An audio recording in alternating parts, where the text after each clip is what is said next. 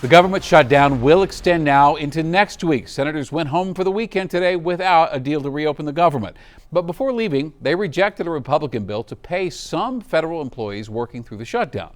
Now, it would have paid air traffic controllers, military members, Border Patrol agents, and other essential workers. Democrats argue the Trump administration should not get to decide which employees are essential. So they pushed for a countermeasure to pay all federal employees. But the Senate did not take up that proposal. And we know so many federal employees are having a tough time right now financially, many struggling with food insecurity because the government shut down. So Denver 7's are working to help you through this tough time.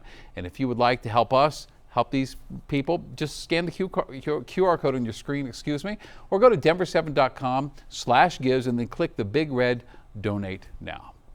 And it's not just federal workers. 600,000 Coloradans who rely on SNAP benefits to be able to eat will have to find other ways to put food on the table next month, and many will turn to food banks. Well, we told you yesterday, Governor Polis is asking the state for $10 million to help food banks buy more food.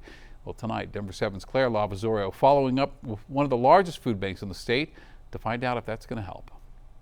Off-brand. Heather Boehm is stocking up at a Lakewood food pantry. Stuff that won't perish. The single mom tells Denver 7 she relies on SNAP benefits, receiving $500 a month for her and her daughter. But with benefits on hold for November. She loves fresh fruit and vegetables, so not having that right now is just like, it's definitely impacting my household at the moment. Boehm says she's forced to find help at food banks instead. It's definitely a lot of people trying to take advantage of what we can at the moment. And she's not the only one. Chief Impact Officer at Food Bank of the Rockies, Monica Bulick, says the shutdown is driving up demand. This week, Hunger Relief Partners have said that they've started to see even more because the people who are about to lose their benefits November 1st, their SNAP benefits, realize that their budgets have been profoundly changed. On Wednesday, Governor Jared Polis asking the Joint Budget Committee for $10 million in emergency assistance for food banks. What was your reaction to the governor's announcement on Wednesday? It will help significantly,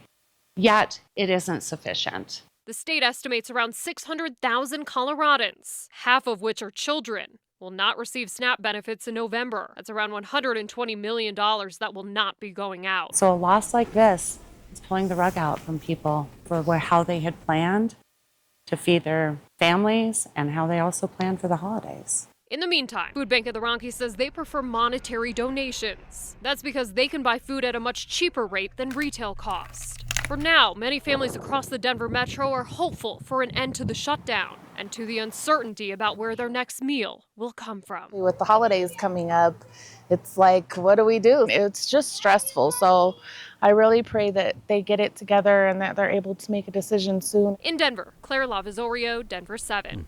We reached out to members of the Joint Budget Committee to ask about the governor's funding request, and we will update you when we hear back.